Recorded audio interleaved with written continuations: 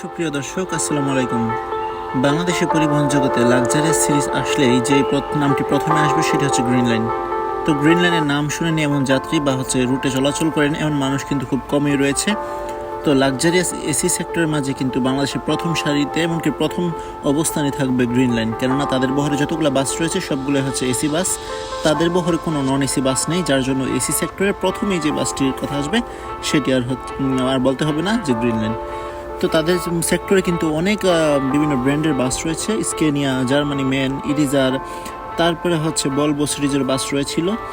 তো যাই হোক, সে বিষয়টি আজকে বলবো, সেটি হচ্ছে গ্রিন লাইনের এমন একটি গ্রেজ রয়েছে যেখানে হচ্ছে আপনি যত পুরনো গাড়ি আনেন না কেন সেটিকে নবায়ন করা, একেবারে নতুন করা সম্ভব। ইভেন এই গ্রেজে কিন্তু হানিফ এমনকি হচ্ছে বিভিন্ন ধরনের হুন্দাই বাসগুলোও কিন্তু এখানে আনা হয়, সেটি হচ্ছে কাঁচপুরের গ্রেজ। তো এই গ্যারেজটি হচ্ছে গ্রিন লাইনের নিজস্ব, আর গ্যারেজটি হচ্ছে ওয়াল দ্বারা একেবারে সেপারেট করা, সেখানে হচ্ছে গ্যারেজের লোক ব্যতীত কিন্তু প্রবেশ করা যায় না। আর গ্যারেজটির বাইরে হচ্ছে বিভিন্ন ধরনের বাসগুলো রাখা হয় গ্রিন লাইনের, সেগুলোতে আমরা ভিডিও করলাম, এমনকি আমরা বিভিন্ন তথ্য কিন্তু জানতে পারলাম। তো গ্রিন লাইনের বাসের আপনারা তিনটি পতাকা দেখবেন। তো মাঝখানে হচ্ছে যেটি বাংলাদেশের পতাকা, আর প্রথমে দেখবেন যেটি মালয়েশিয়ার, আরেকটি দেখবেন হচ্ছে জার্মানির, অর্থাৎ যে জার্মানি মেন ইঞ্জিনটি সেটি কিন্তু তৈরি হয় হচ্ছে জার্মানিতে, আর বাসটির বডি তৈরি করা হয় হচ্ছে মালয়েশিয়াতে, আর সেটি চলাচল করে বাংলাদেশে, যার জন্য হচ্ছে তিনটি দেশের পতাকা থাকে। তো এবার আসবো হচ্ছে গ্রিন লাইনের যে স্লিপার সেক্টর, সেই স্লিপার সেক্টর কিন্তু বেশ জনপ্রিয়, অর্থাৎ তারা কিন্তু প্রতিদিনই বুকিং যাত্রী নিয়ে কিন্তু ঢাকা থেকে কক্সবাজার যায়।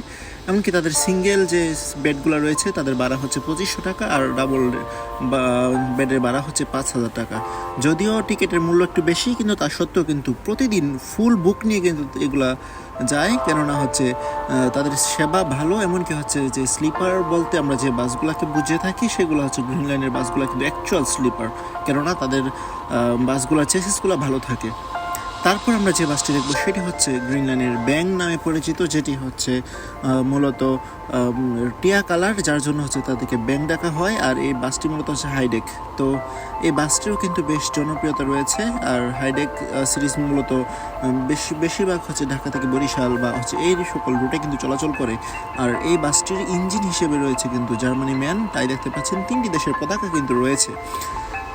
তো চলুন আমরা ইঞ্জিনের যে পিছনের চাকাগুলোতে দেখতে পাচ্ছি যে মেন লোগোটি কিন্তু একেবারে হুদাই করে দেওয়া রয়েছে, যেটি কিনা প্রমাণ করে যে আসলে বাসটি কিন্তু জেনুইন মেন ইঞ্জিনের। তো এই গ্যারেজটিতে আপনারা আসলে গ্রিন লাইনের যে প্রথম জেনারেশন, দ্বিতীয় জেনারেশন, তৃতীয় জেনারেশন, অর্থাৎ প্রত্যেকটি জেনারেশনের বাস কিন্তু আপনারা দেখতে পাবেন। আপনারা যত পুরনো ভাঙাচোরা বাসই আনেন না কেন, সে বাসটি কিন্তু মেরামত করে রাস্তায় চলাচল উপযোগী করে তোলা হয় এই গ্যারেজটিতে। এই জন্য বলা হয় এটি হচ্ছে গ্রিন লাইনের হাসপাতাল, অর্থাৎ এই হাসপাতালে কোনো রোগী অর্থাৎ কোনো গ্রিন লাইনের বাসে কিন্তু বাদ যায় না, সেগুলোকে চাইলেই কিন্তু নতুন করে আবারও রাস্তায় নামানো যায়। কিন্তু যেগুলো একেবারে বেশি পুরনো হয়ে যায় সেগুলোকে কিন্তু ভাঙা হিসেবে বিক্রি করে দেয়। আপনারা কিন্তু অনেক দেখতে পাবেন আশেপাশে অনেক ধরনের চেসিসের ভাঙা অংশ রয়েছে, যেগুলোকে ওই কেজি ধরে বিভিন্ন ধরনের রড ইন্ডাস্ট্রিতে বিক্রি করে দেওয়া হয়। আর নতুন নতুন বাসগুলোকে এখানে সেট করা হয়। এমনকি হচ্ছে বিভিন্ন ধরনের যে বাসের মাইর খায় বা হচ্ছে কোনো ধরনের সিট নষ্ট হয়ে গেলে বা ইঞ্জিন নষ্ট হয়ে গেলে এখানে কিন্তু মূলত মেরামতের কাজটিকে সেরে ওঠা হয়। তো আরেকটি বিষয় তো দেখেন যে এই বাসটি কিন্তু সম্পূর্ণ পুরা, এই বাসটি মূলত বরিশাল রুটে কিন্তু পড়ে গিয়েছিল, সেটিকে পরবর্তীতে রেকার দিয়ে টেনে হচ্ছে গ্রিন লাইনে কাশপুর গ্রেজ আনা হয়।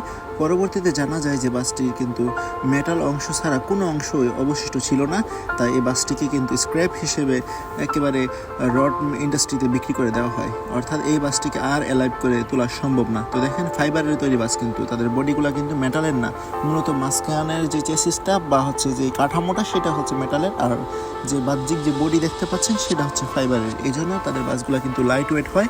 আর আমরা জানি যে লাইট ওয়েট যত বাস হবে তত বেশি তার স্পিড উঠবে, এমনকি হচ্ছে সেটি ওভার স্পিডে চললেও তাকে কন্ট্রোল করা যাবে, মূলত লাইট ওয়েটের জন্যই। তো এই বাসগুলোর বডি কিন্তু তৈরি হয় সম্পূর্ণরূপে ফাইবার দ্বারা, যার জন্য হচ্ছে আপনারা দেখবেন যে বাসগুলোতে কোনো ধরনের আঁচড় পড়লে বা হচ্ছে কোনো ধরনের দুর্ঘটনার শিকার হলে বাসের বডি কিন্তু সম্পূর্ণভাবে দুমড়ে মুচড়ে যায়। তো দেখেন এটা হচ্ছে গ্রিন লাইনের স্লিপার, ইঞ্জিন হিসেবে রয়েছে স্কেনিয়া, সুইডিশ স্কেনিয়া। আর বাসটি কিন্তু যথেষ্ট কমফোর্টেবল। আর আপনারা জানেন যে গ্রিন লাইনের কিন্তু স্কেনিয়ার যে ইঞ্জিন বা হচ্ছে স্লিপার বাস সেগুলো কিন্তু ব্যাপক রয়েছে, আর এগুলোর চাহিদাও কিন্তু বেশ ব্যাপক।